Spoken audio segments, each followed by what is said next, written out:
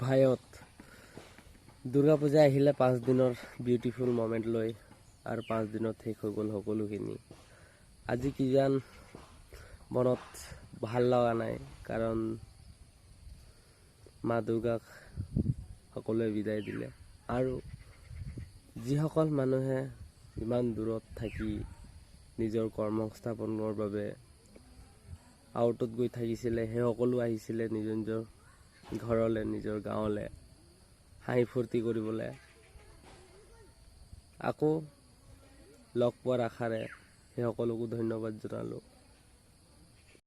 ভাইত দুৰ্গা পূজা আহিলে 5 দিনৰ beautiful moment লৈ আৰু 5 দিনত শেষ হৈ গ'ল সকলোখিনি। আজি কিজান মনত ভাল লগা নাই, কাৰণ মা দুৰ্গাক সকলোৱে বিদায় দিলে।